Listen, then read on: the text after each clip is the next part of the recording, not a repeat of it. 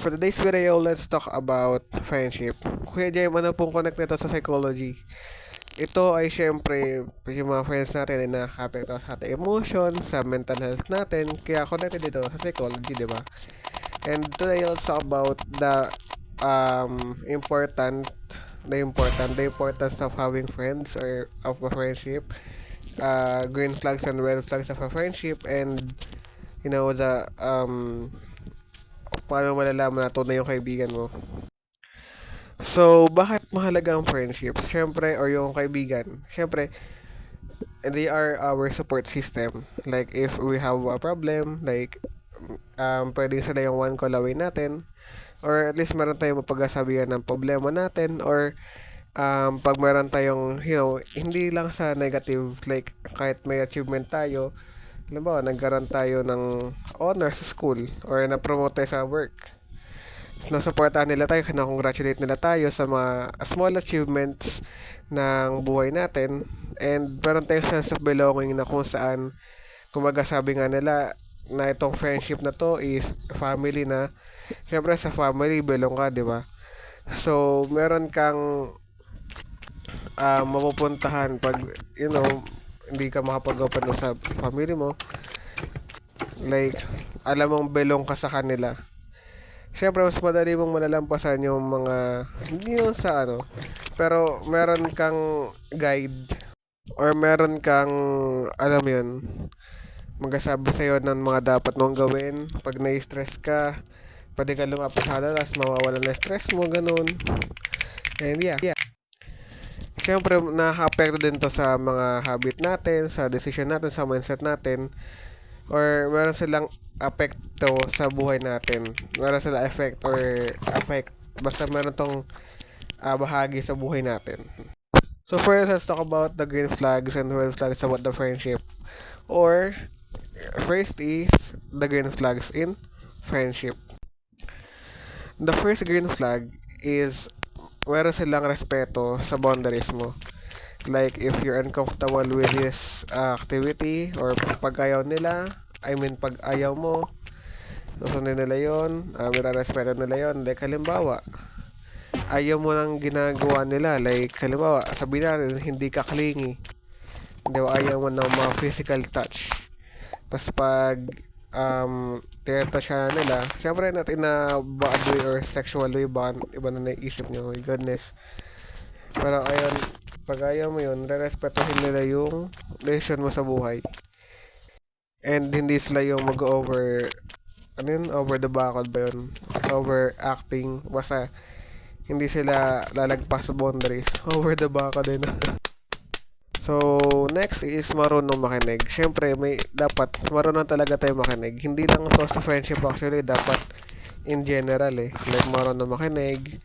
He or she, or they know when to stop, they know when to act, or they know when to talk. So, hindi lang sila puro salita, dapat marunong din silang makinig. So, ayun.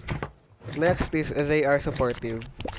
Pag nasuporta ka na sa gagawin mo, and ayun, speaking of pag alam mo nila na mali ang gagawin mo, di ka na supportan, i-correct ka nila dyan, and they are not afraid to correct you, they are not afraid to criticize you, because it's for your own good din naman. Kaya ayun. Next is marunong sila manghingi ng tawad. Siyempre, may mga tao talaga na mataas yung pride nila na hindi sila manghingi ng sorry. May mga ganun tao na siyempre, to protect their ego, ayaw nila na mag-sorry. So, ayun. They know when to say sorry, or they know how to say sorry. Next is they are helping you to grow. They are helping you to become a better people, to become a better person, to become na mas mabuting tao pa kaysa sa kung mabuti ka man ngayon. Kumbaga, they are helping you to maintain being a good person, or being good person, or mas tinutulungan ka pa nila mas maging good or kind. Next is they are trustworthy. May mga tao na hindi trustworthy, like kunyari they are acting like they are concerned, or pagalawa mayroon kang sekreto, tapos uy, may sekreto ako, or sabihin nila, sige, sabi mo sa akin yung sekreto mo, or parang taho kasi kailangan ko na may pagsasabi ng problema. Sige lang, mag-rant ka lang. Pero deep inside, nagagamitin nila yun para sa weakness mo, or halimbawa, meron kang pera. Kailangan ko kasi ngayon eh. Tapos pag, ay wala ako eh. Pag or ayaw mo, sabi nila, bablackmail ka nila, or ano na, sabi mo ko yung sekreto, may pagkakalat ko yun, or yung problema, yung ganun. Or hindi ka, kumbaga, i-chismis nila yung problema mo, tapos mawawala ka na lang, iba na yung tingin sa'yo ng tao, or gagamitin nila yun para, alam mo yun, maging funny sila, maging center of attraction sila sa grupo. These are the red flags in friendship.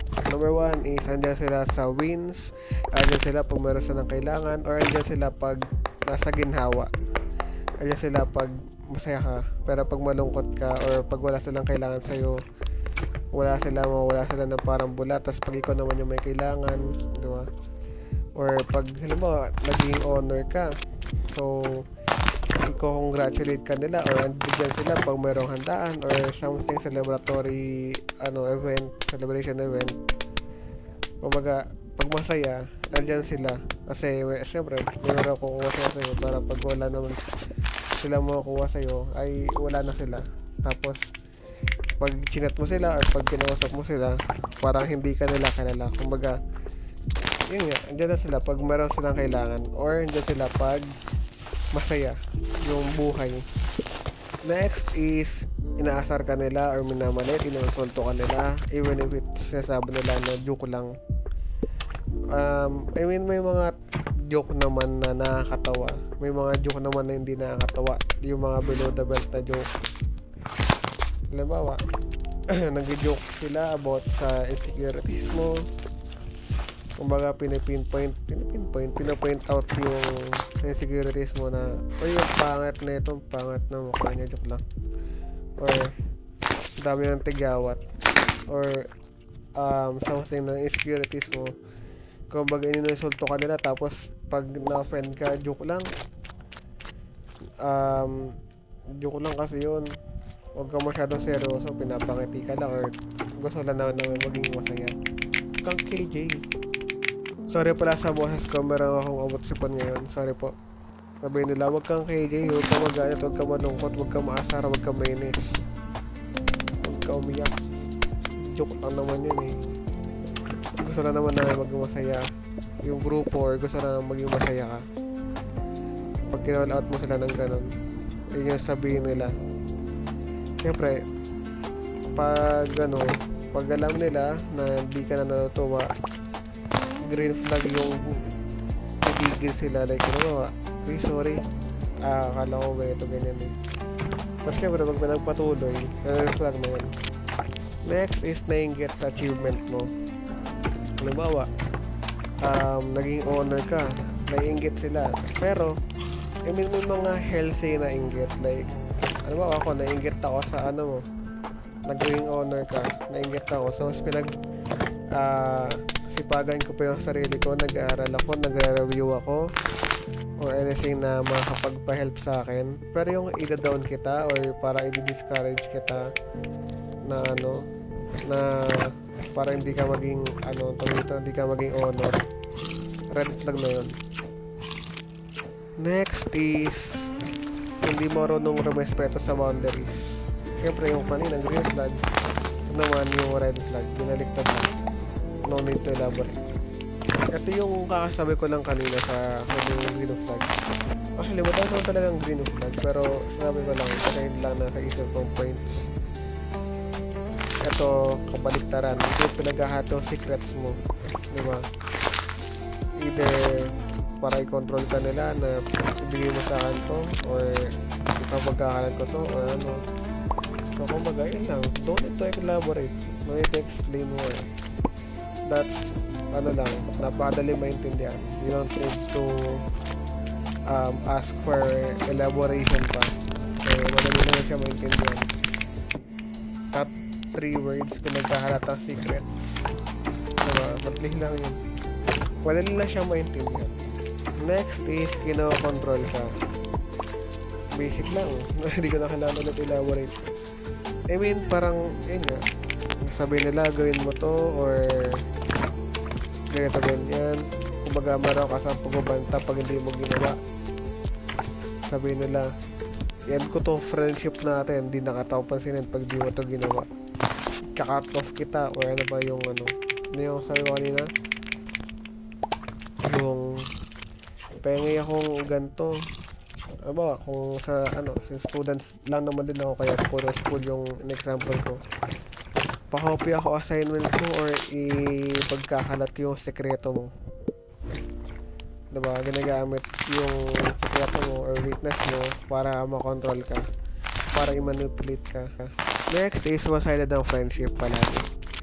This a sign na ikaw na lang yung kumakapit sa friendship nyo para hindi maputol. Kumbaga, yung kamay niya nakabitaw na, ikaw kumakapit ka pa. Kumakapit ka pa sa friendship nyo, sabi mo, or nasa isip mo na sana hindi mawala yung friendship namin. Kumbaga, nga, ayun yung sign na pag one-sided yung friendship nyo is bumitaw na siya, ikaw na yung humahawak sa relasyon nyo, sa friendship nyo. So, what do you mean by that? Ikaw lang yung palagi nag-effort, palagi ka na nililibre. I mean, syempre, ano naman yun? Gets naman yun, valid naman yung reason niya na wala siyang pera or wala siyang may lalabas. Pero yung parang effort na siya palagi mo tinutulungan, tapos ikaw di ka nila matulungan, even if magkasama kayo, halimbawa, sa mga maliliit na bagay, like, kailangan sa school. Estudyante ako eh. Sorry ulit sa boses ko Diba sa school, kailangan ang bigat ng dala mo or madami kang dala, nahihirapan ka na. So, hindi nila bubuhatin yun sa'yo kahit na sabihin mo, ganito, or sabihin mo, sarili ko na lang ang papangalanan ko. Hindi pwede pabuhat nito. Ayoko. So, ayun. Siyempre, valid naman pag marami din silang binubuhat, di ba? Pero pag wala naman silang other na buhat. Ganun. Or, okay, sobrang okay naman sila. Baka may isipin mo kasi na may sakit sila or hindi sila pwede magbuhat na mabigat. Or magbuhat, di ba? Paghahawa kang pagbubuhatin mo. Basta one-sided ang effort. Palagi ko yung nag-reach out. So, ayun. Another flag yung one-sided ang friendship. Dapat kasi two-sided yan. Para balance. Balance yung friendship nyo. Kumbaga, nanlilibrehan kayong dalawa or nagtutulungan kayong dalawa. Hindi na yung isa yung nag-effort. Next is yung mga nile-left out ka. Kumbaga, pinaparamdam na wala kang halaga. Alam mo, sa circle of friends, may ganap yung kayo. Tapos, hindi ka na isasama. Mag-work ka na lang, nag-umID sila, nag-picture sila na nag-saving sila, or gumala sila, nag-intramuros sila, or nag-SM sila, or kung saan mo, nag-Japan sila, nag-Korea sila, kung saan man nagpunta, diba? Or nag-overnight sila, nag-sleepover sila. Ayan. Mga paparamdam nila na wala kang halaga sa kanila. Okay lang na wala ka. I mean, syempre, dapat naman talaga na maging okay yung grupo mo kahit wala ka, diba? Pero I mean, yung sobrang okay lang nila. Tapos parang hindi na sabihin na sayang wala, sige nito ganyan. Kumbaga, okay lang sa kanila. Parang wala silang pakialam. Andyan ka man o wala sa grupo. Sa ganap na yan. Kasi may mga nagsasabi kasi, or maski ako, nasabi ko to na sayang kung dapat andito siya, dapat ganito ganyan, kaso wala diba? Or pag nila-left out ka, di ba, may ganap, naglalaro. Tapos di kayo sali, di ba? Siyempre parang nila-left out ka. Yun na yun. Wait to, di ba? Elaborate pa. Next is hindi sila marunong umako ng pagkakamali. Kahit sila naman talaga yung mali. Ay, paglalaban nila yan. Paglalaban nila na mag-iisip sa mga reasons nila para maging valid. Ang ending niyan, ikaw yung mag-iisip na ano ba yung nagawa kong mali, ano ba yung nangyayari sa akin. Kumbaga, parang iniisip mo tuloy na ikaw yung may kasalanan. Sa'yo yung accountability, sa'yo yung bigat, hindi sa kanya. So, paano mo masabi na totoo na magkaibigan kayo? Totoo yung pagkakaibigan nyo? Okay? Siyempre, nire-respeto ka. Hindi ka lang kinakausap pag may kailangan. Kumbaga, ayan sila through your highs and lows, through your ups and downs. Hindi lang sila nasa good side or pangatlo siguro ng good side. Hindi lang sila nasa masayang side, nasa happy side or joy side. Nasa sadness din sila or nasa malungkot na part din ng buhay mo. Kumbaga, in-help ka nila. Next is kaya ka nilang pagsabihan ng kapag mali ka. Yung prank ka na pag mali ka, sabihan ka nila.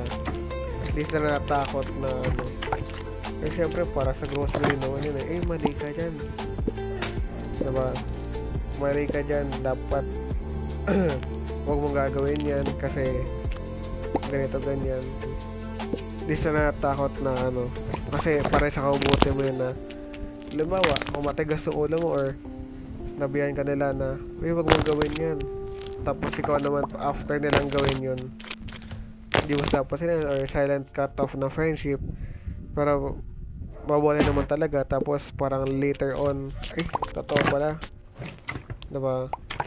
Hindi sila matakot na mawala yung friendship nyo as long as para lang ma-advisean ka nila or masabihin nila na mali ka yung gagawin mo, ganun. So next video, let's talk about best friend naman. Red flags and green flags sa best friend. Parang ganitong flow lang din na natin.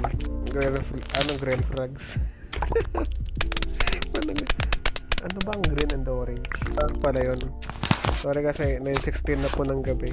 Medyo din na nag-flash auto kasi kung papasanin nyo, pause ako at meron ako mga matatagal.